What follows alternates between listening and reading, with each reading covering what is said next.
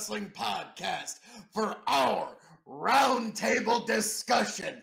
I am devilishly handsome outlaw himself, your king of extreme, the man of the hour, the man with the power, the man who makes the other podcast cower, the very definition of economic intercourse himself, Phil KOE, joined by my indomitable broadcast partner, the one, the only, Tony fucking G. Folks, here we are yet again with more hard-hitting discussion for you to just take in. I mean, what more can you want? Like, share, subscribe. You see that little guy up there in the corner above Phil? Like, share, subscribe, hit the bell, YouTube, Spotify, all the audio platforms. Follow us on Big Bucket Entertainment on Facebook. What more? Now that all the shameless plugs are out of the way, Phil, what are we talking about? Tony G, if I may, also follow me at the KOE Nation page on YouTube, where you can get all of your KOE content. Yes, yes. Proceed.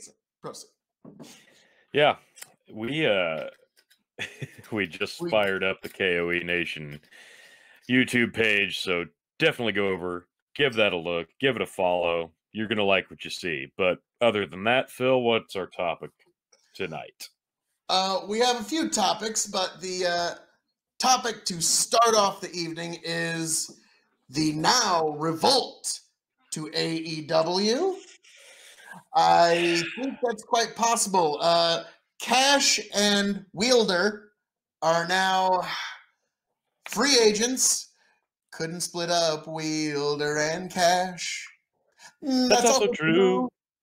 So we're going to see how that goes. I'm actually looking forward to see how they could mesh with the tag team scene in AEW. You've got the Lucha Bros. You've got a boy and his dinosaur. You've got SCU. You've got the Young Bucks. And one of the greatest tag teams in wrestling today, Cody and Dustin. I mean, it would be quite the addition to the AEW tag scene. Oh, and you also got Hangman Page and Kenny Omega. They're doing some incredible work. So they're the champs. You mentioned them after Cody and Dustin. I think I did it properly. But Cody and Dustin aren't even a tag team. I mean, they QT are Marshall the apparently tag team. You're correct. Yeah.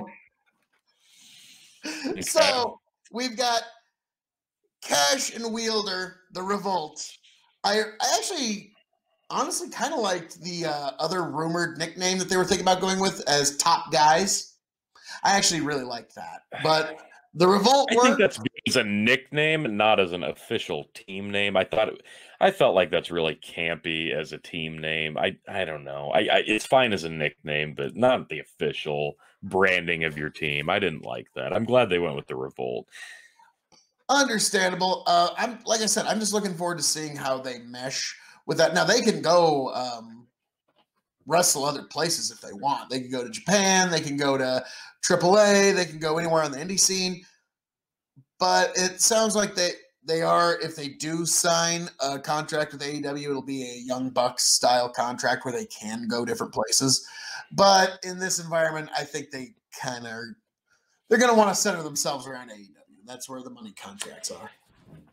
It's the biggest payday for a free agent or a tag team or anybody right now. AEW has the money to draw in the top talent, but they're not doing that.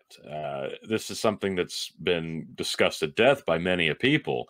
There are outstanding targets that AEW could be going after. Not just the WWE releases, but people on the independent scene for several years now who we assumed would be gobbled up by AEW, who have not been. So it's interesting that these two guys seem to be the absolute top target for AEW right now. And these guys got out of WWE before the mass exodus occurred, which lucky for them. So. By like 26 hours. So it's not like it was this huge favor that WWE did these guys, which, man, like a lot of these guys got done dirty. They asked for their release. WWE said no when they had some leverage. And now that we're in the middle of this pandemic and live events could be shut down anywhere from another 2 months to another 2 years, then they get let go. That's pretty ice cold. Like I gotta. Well, if you look at it that way, though, all the guys that have been fired haven't really landed anywhere yet. Obviously, for obvious reasons. But those who have, the Revival are expected to land in AEW. Matt Hardy landed in AEW. It's pretty telling. Obviously, Brody Lee, and much longer ago, Dean Ambrose, now Jon Moxley again. So all these guys who got away from WWE on their own made it to AEW. So that expects in that rhythm, the Revival, now the Revolt, will be in AEW. But all these people who got let go, is AEW maybe looking at them as tainted fruit? No, I don't think that would be the case. In the case like the Revolt and the upper echelons that they're getting, no. But there is like Cody even straight up said he's not interested in Heath Slater, which man. Brutal. Fucking brutal, man. Like, this is blood in the water times in the wrestling industry. This is not good times. And I feel bad for all of them. And, like WWE, they sounds like they're getting the idea that this is going to go on for some time. So they had to make some extreme cost-cutting measures. But, man, it's still just brutal to see because the timing, so many of them, if they would have just released them 3 months ago, they could have at least had leverage with their other deals. Like back in the 90s, Vince would help his talent kind of string along Turner and WCW for more money when they were trying to do their contract negotiations. It appears that practice is long gone. It appears that practice is no more.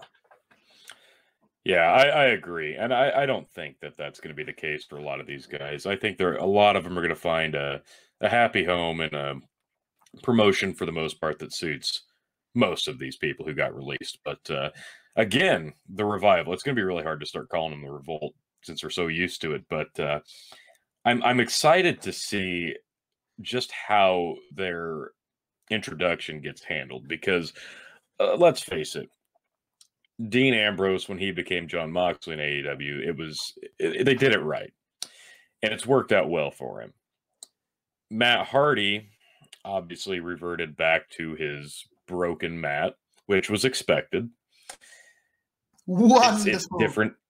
It's different to see a little bit on a major platform such as TNT instead of whatever channel Impact was on when he was doing it there.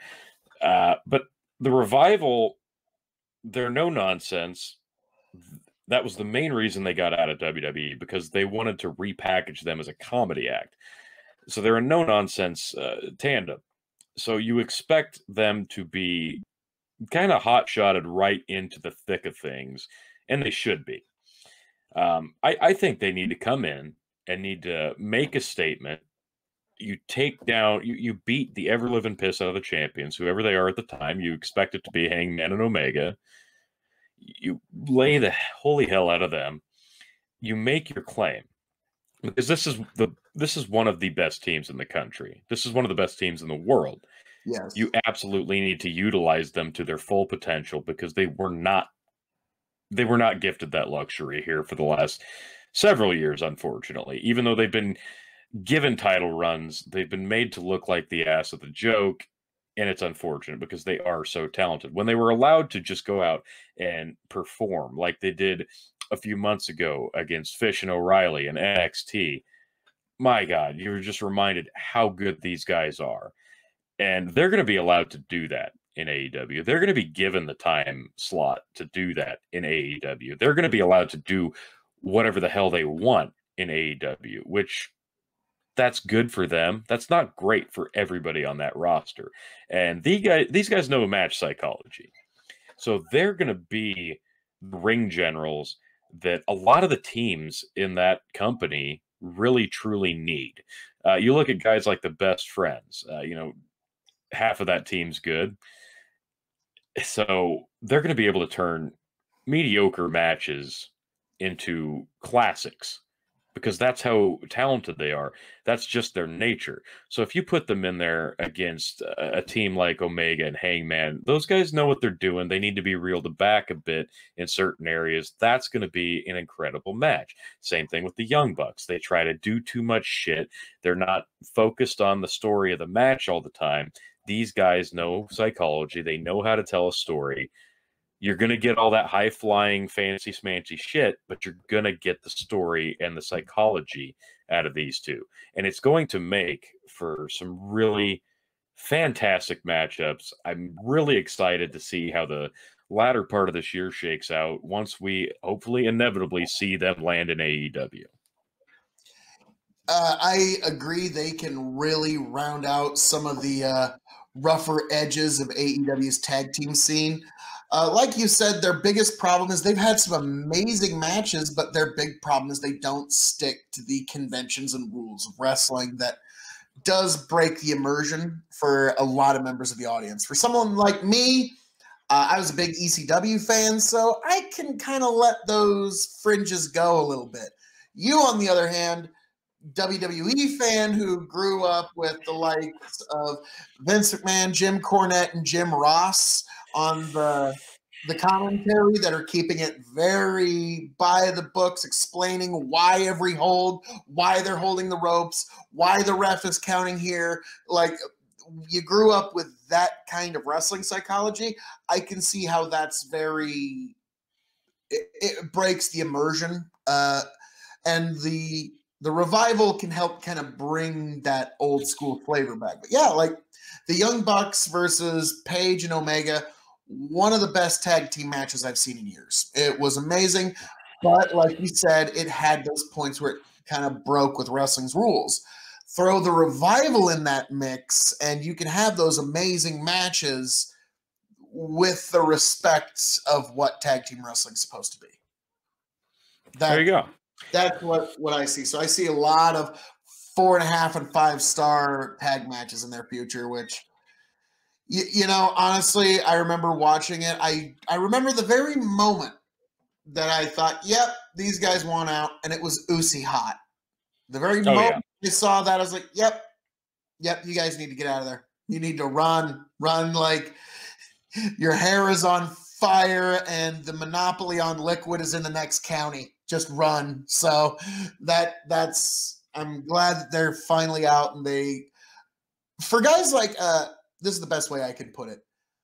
For guys like Shinsuke Nakamura and Finn Balor, they view themselves as they've already done their art work in wrestling, and now they're here in WWE to do their money work. They're here to make the cash in wrestling. The Revolt, I get the idea that they feel like we got to just feel what it was like to be an artist a little bit in NXT. Here in WWE, we did our money work and we really weren't happy. We want to do our artwork. And that's what they feel like they finally have the chance to do in AEW. They're both at the primes of their lives. They've got a very bright future ahead of them in regards to the possibilities. The future looks bright. Brightest for them out of anybody that was an unfortunate victim of Black Wednesday. Yeah, they really got out at the 25th hour, as it would be said.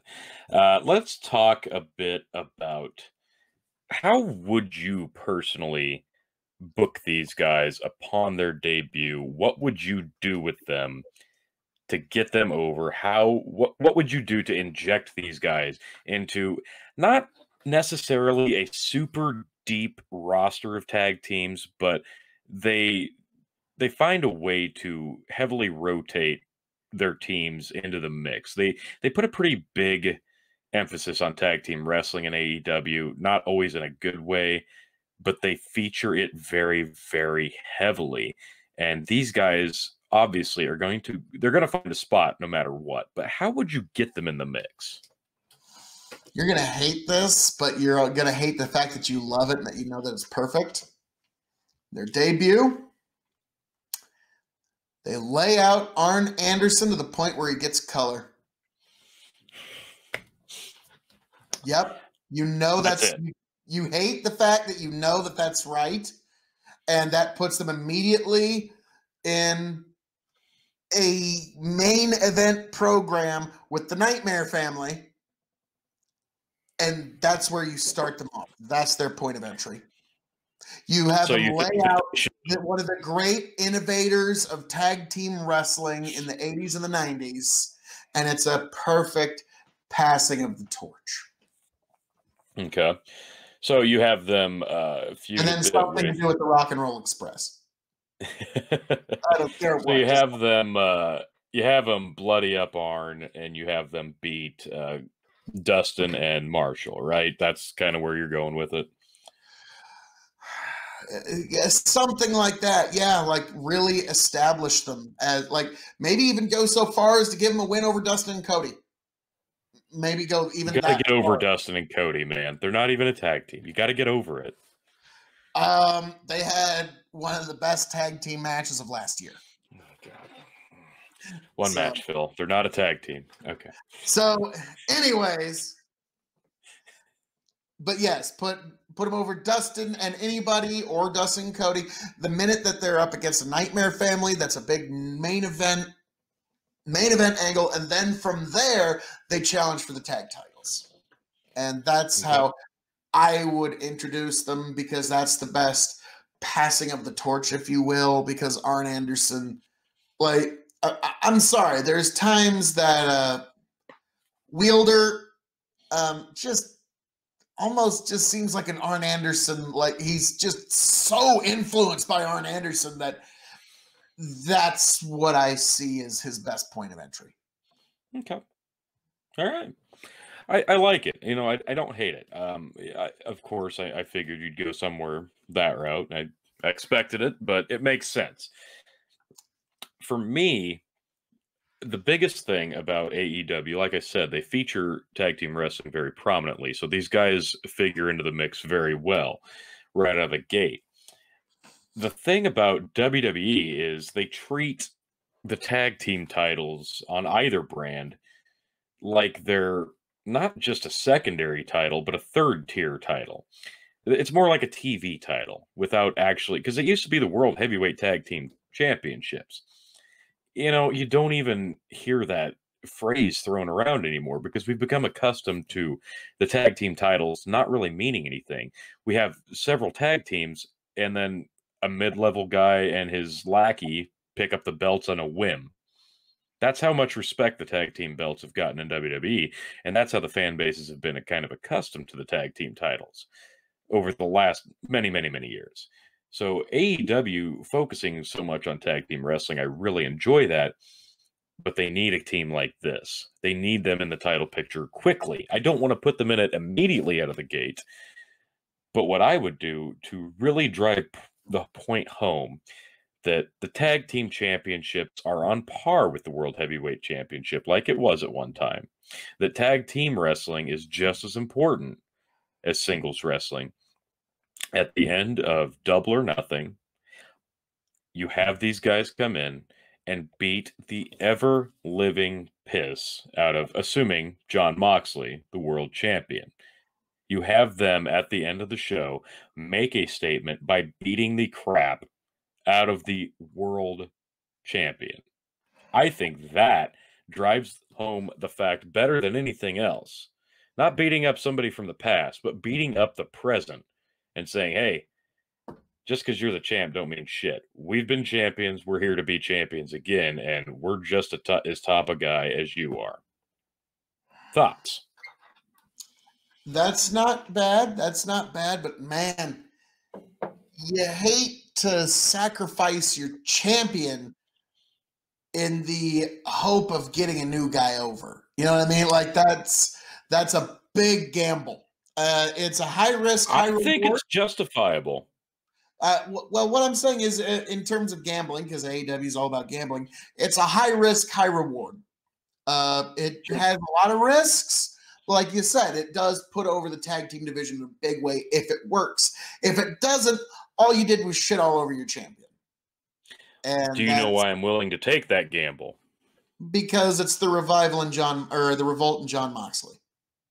Well, there you go. It's because it's John Moxley, who we've seen before, doesn't have a great track record carrying the company on his shoulders with the World Championship.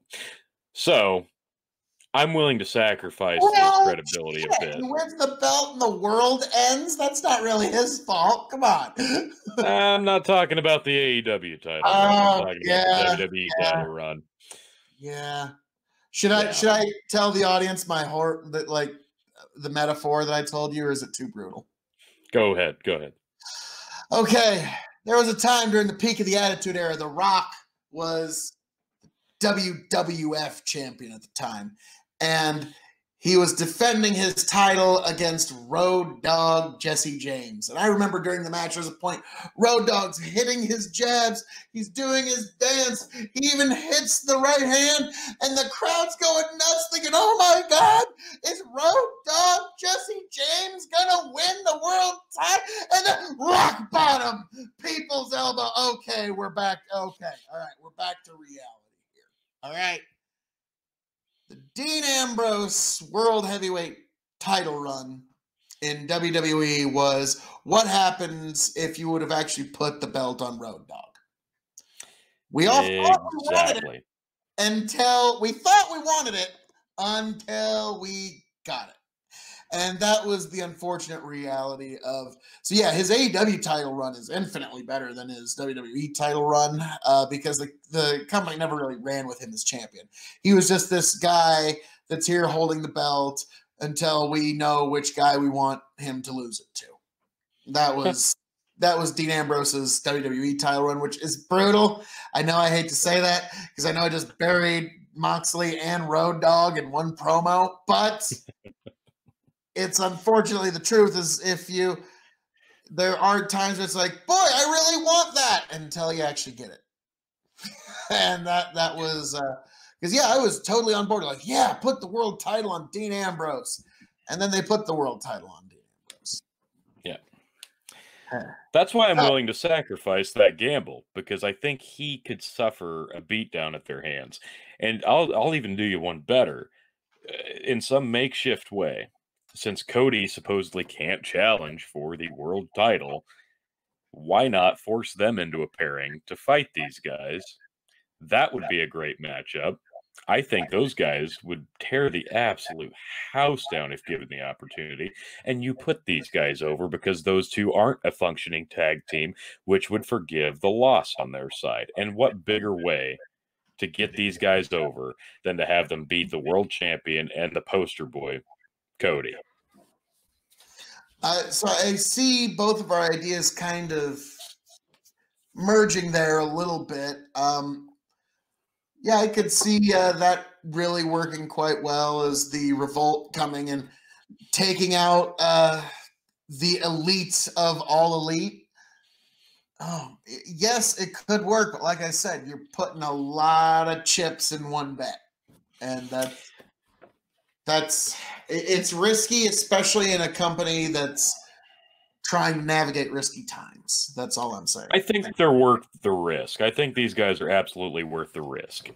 But before we get off this topic, we need to address the elephant in the room on the fantasy booking. What do we actually want to see? You know what we want to see. What is it, Tony? Do you dare say it? What we want to see is them not be the Revolt, but we want to see them be the Midnight Revival, managed by none other than James E. Cornette. Pay him whatever. Something, motherfuckers. That would be. Oh, do I dare dream the impossible dream? The Midnight Revolt managed. Now let me tell you something about the Midnight Revolt. You're in the Midnight Revolt. We are the greatest tag team of all time. Oh, that would be amazing because they can talk, but with Jim Cornette at the talking helm for them, oh my God, yes, the Midnight Revolt, that would be Oh, why? Why did you have to do that? Imagine the nuclear heat he would receive coming out with them. Imagine that. And then he doesn't ever cut character anyway. Nothing is ever character. He's just himself, right? Wink. The nuclear heat he would receive for coming out with them and crapping all over that crowd, that fan base, that roster, the same way he does on his podcasts, and doing it in front of them. The nuclear heat would be So basically, just just go delectable. out there and do a shoot interview. Yep. Let me tell you what I think about you shit-stained Jimmy Havoc and fucking Marco Stunt and fucking just let him babble on for a little while and oh my God, yes.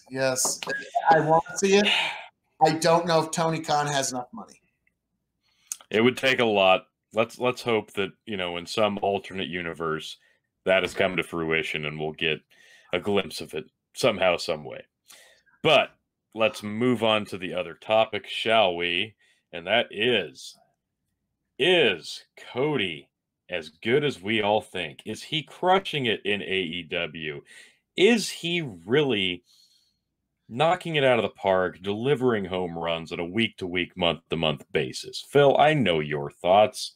Well, is Cody as good as we think? Tony, in fact, I'm going to say no. Cody is not as good as we think. He is far better. He is far, far better than even our expectations. So that's my take on that, sir. Okay. So in your opinion, there's really no wrong he could do. Other than that neck tattoo. I will not defend the neck tattoo. No. Are you sure? Because I feel like you've already gotten some estimates on how much one of those would run you. No.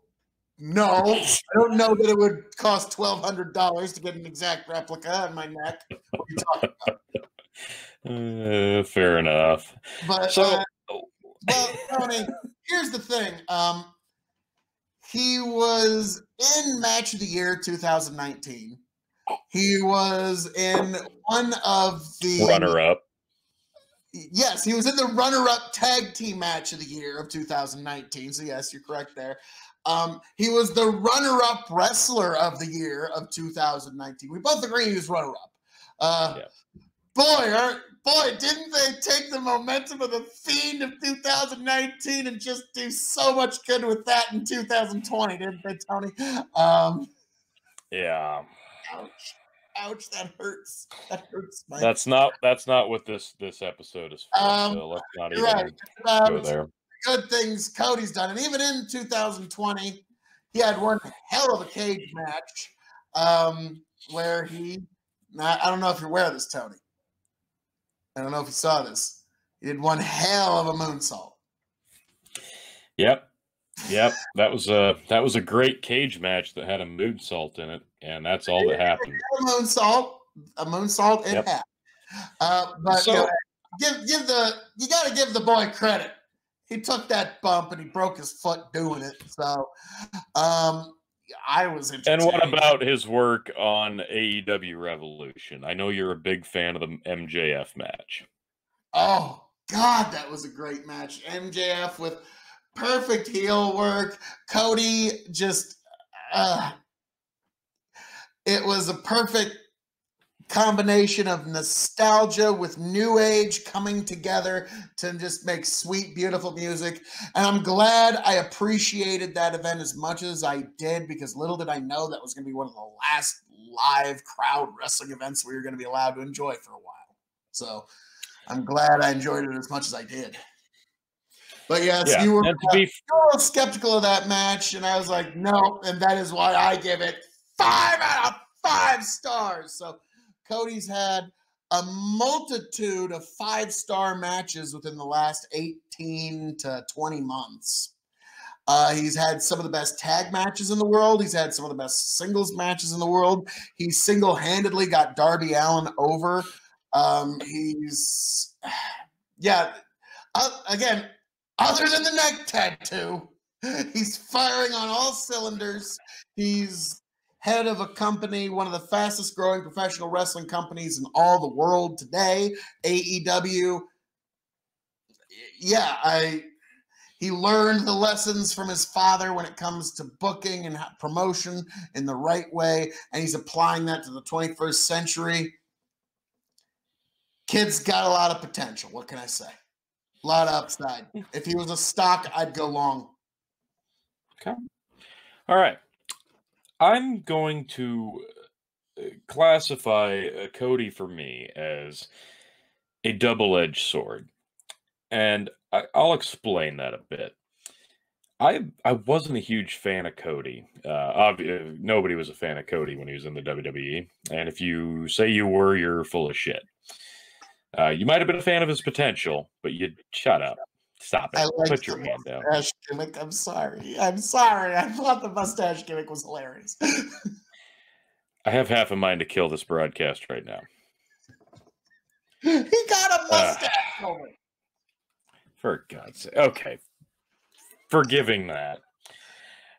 The Stardust thing was awful. He gets out of WWE. He hits Japan. He hits the independents.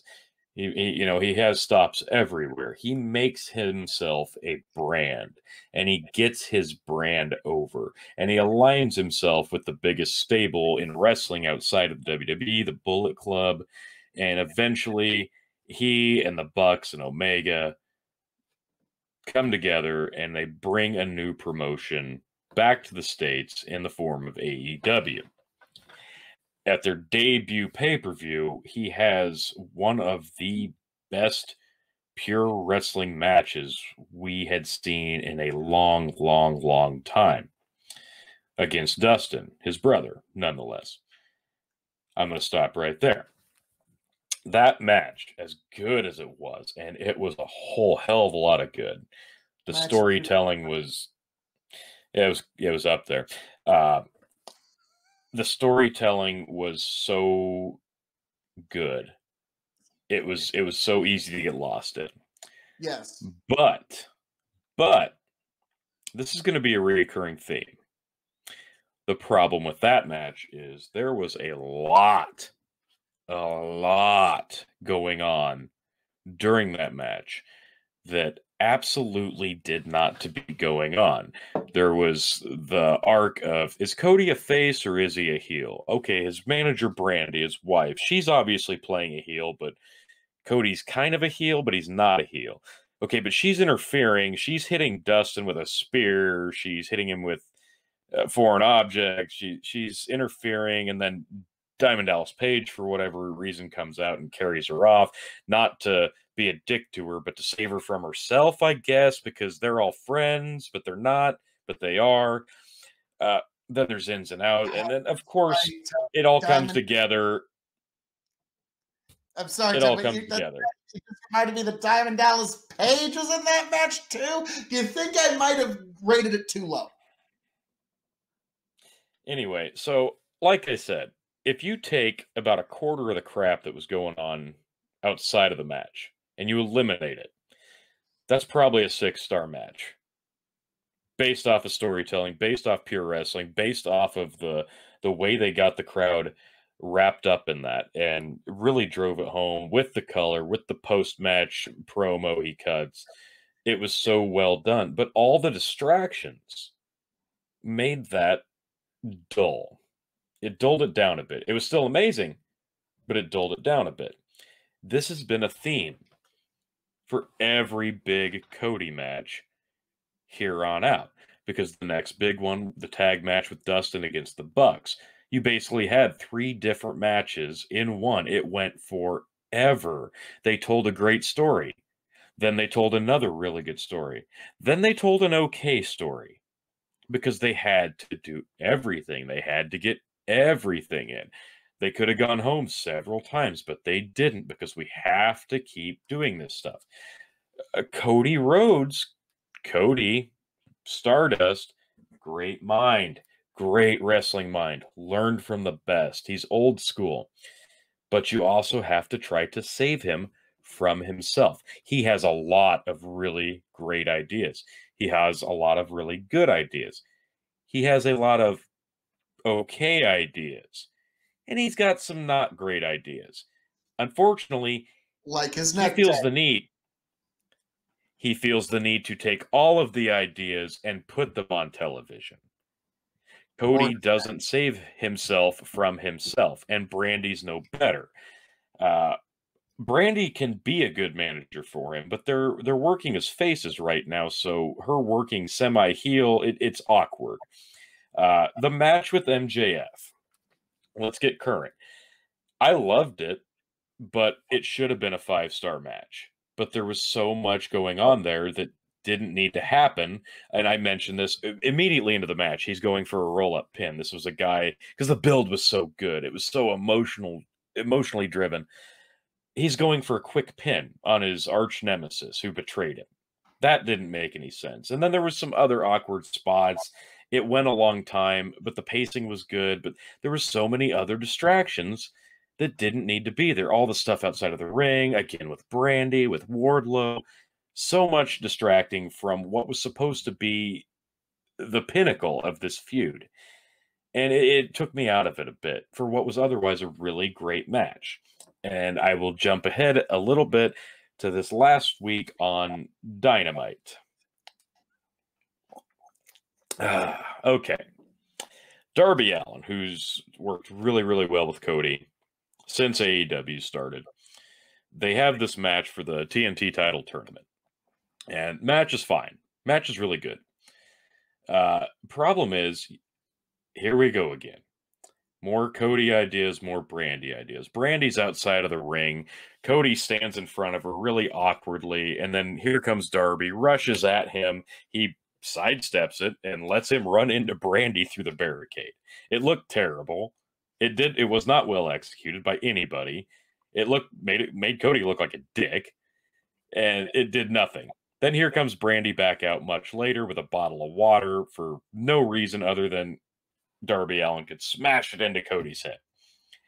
It looked stupid. It was awkward. She didn't need to come back out yet again. And then the finish. It's more of the same. It looks good on paper. It looked poor in execution. Neither guy's shoulders are down. Darby hits his finish. Cody gets the 1, 2, 3. It made absolutely no sense. I said this before many a time. Cody has to look back on some of these matches and go, man, I wish I would have done that different. Or, man, I did too much. I feel like he needs somebody directing him a bit. And you'd think Arn Anderson would be that guy, but apparently not. He needs to be saved from himself. He needs to put the ideas on paper and really think about it. Because right now he's putting them on paper in his head, and he's just fucking running with it. I know I went on a long rant there, but give me your thoughts. Well, first of all, Tony, when you take on Cody Rhodes, you take on the entire Nightmare family. So Brandy involving herself is just something that you should be kind of expecting at this point. Come now, sir. I'm a little disappointed in you. Okay. I do understand why some folks don't like it. And yeah, Brandy, there are times that she does contribute to the story of a match. And then there's times I feel like she just wants to be on TV. Yep. And like that's honestly, just as a fan watching it, it's just something I kind of pick up. It's like there's times that's like, and do I get to be on TV? Yes, you do. So I do understand why that could be, but she is also the chief Brandy officer. So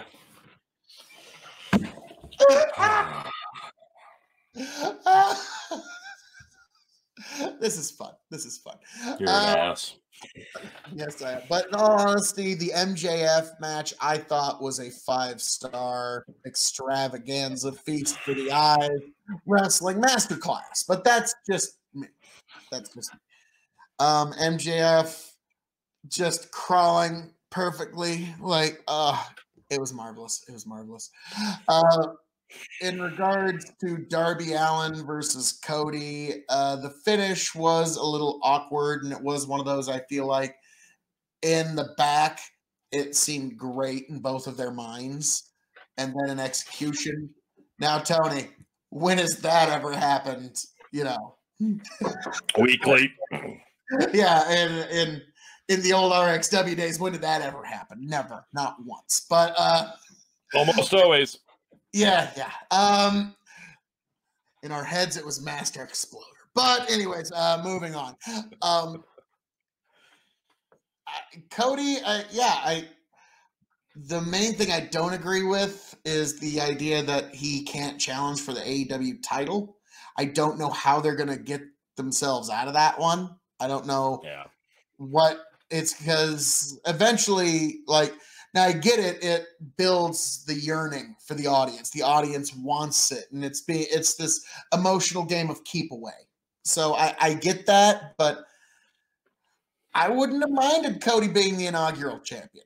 I really wouldn't have. It'd have been just fine for me. Yeah, and it's awkward because he and Omega were figured to be the top two favorites to be the champion. But luckily, we were gifted a fantastic Chris Jericho title run to lend some credence and legitimacy to that belt for as long as he held it. And then, unfortunately, they pulled it off of him at the absolute worst time. Victim of circumstance, Jon Moxley got it at the worst possible time. But again, it's another former WWE guy. So that's how they're elevating this belt out of the gate, is by building it on guys who've been world champions before in other places. And that makes perfect sense. But Cody Rhodes has been independent world champions before. Kenny Omega's been a champion pretty much everywhere he's went. You figured they were going to factor in. But they have kept these guys, they've kept Kenny Omega completely out of the picture for the most part. Cody has pretended to claw and fight and try to get there, but almost gets there, but doesn't. But he's really letting it develop on its own, which I'll admire that. Eventually he's going to get it, and you got to assume at this point it's going to come on the heels of a heel turn, because we're dancing around that anyway, and it's going to come at some point. Brandy's a better heel manager anyway. It's going to be a more natural fit. But honestly, at this point, they've got guys like Cody and Omega who need to factor into the title picture. But then, of course, you've got a guy like MJF, put the fucking belt on this guy now and never take it off of him. So you look at it and you wonder, when will Cody eventually figure in to be champion? Because it has to happen. It absolutely has to happen at some juncture of AEW. Otherwise, what was the point? You look at this, Omega, Cody, never been world champion. The Bucks have never been tag team champions. It's awkward. It's strange. It's unexpected. But I feel like this is the elite going, well, you expected us to just make a promotion and put all the belts on us. But we didn't do that. So we really showed you. But at this point, we're almost a year in. So when they do, we won't give them such a hard time for it. But yeah, eventually, I see Cody being the inaugural TNT champion. I think that would be a good fit. Not going to happen. I was just going to come to that, because we're at the heels of the tournament. Lance Archer, Cody at Double or Nothing, whatever form that takes, whether it's a empty arena or they save, I don't know. But it's going to be Lance Archer versus Cody for the TNT title. I hate the concept. I get it. It's not a TV title, but it is, whatever. I think this is going to be another instance of Cody comes up just short, and this is how they smash over another guy. Oh, I get it, but TNT would much rather have one of the executives as the inaugural champion. Just for I'm gonna go with Cody on that one. So it's got to be Cody. It's got to be Cody. To me, Cody is a very divisive character in wrestling right now. You either are really behind what he's doing, or you're very skeptical of him. There's really not a lot of middle ground, I've noticed. Honestly, though, I'm right in the middle of it. I'm really a big fan of what he's doing. I think he's got one of the best minds in the business currently. He gets it.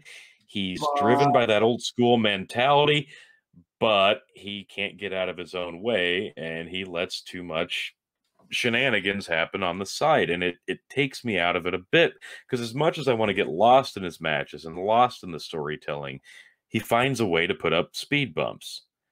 And it's a shame because, man, if it weren't for those speed bumps, we'd be talking about 5-star match after 5-star match after 5-star promo, etc., etc. He'd be your superstar of the year, hand over everybody.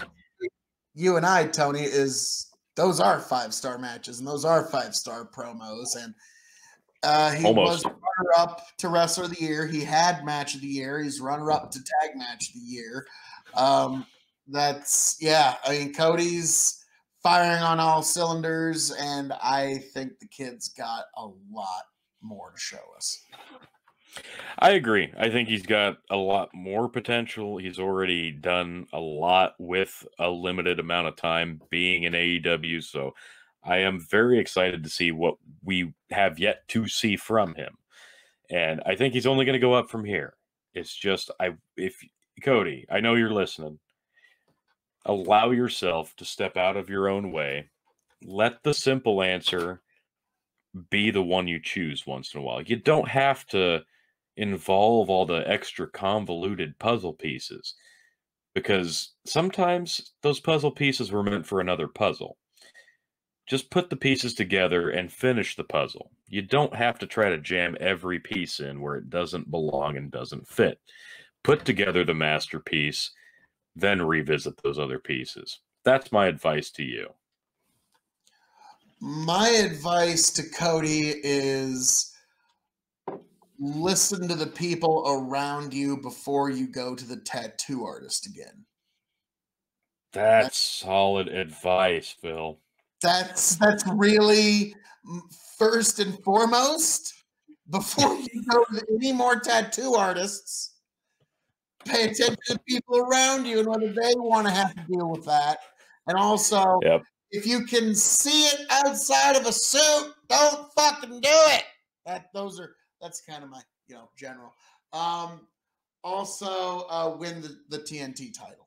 That's my advice. So now, Tony, as I'm known to say around here, all that being said, folks, this has been our discussion of the Revolt going to AEW and our discussion of 2019 Match of the Year winner Cody Rhodes and 2019 Wrestler of the Year runner-up and Tag Match of the Year runner-up Cody Rhodes. And he's just gotten the copyright to his own name back, so hopefully we'll be able to, he'll be able to call himself by his own name, Cody Rhodes, here real soon. Revisionist no. Accurate history from the King of Extreme. Yes, Cody Rhodes with his Match of the Year, firing on all cylinders, but as I am known to say, folks, this has been our broadcast here at the Revolutionary Wrestling Podcast for this esteemed roundtable. I am the man of the hour, the man with the power, the man who makes the other podcast cower.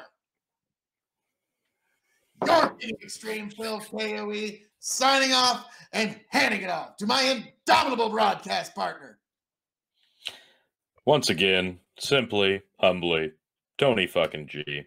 Like, share, subscribe, again, on all the crazy platforms we are a part of, all the crazy network of podcasts we entertain. Join us this Sunday for Money in the Bank. Stay with us later this week as we nail our predictions and watch me and Phil try to reclaim our wrongfully taken world championship from Chicken. Don't miss it, folks. Be here with us this week and Sunday. It's going to be a good one. We will see you then.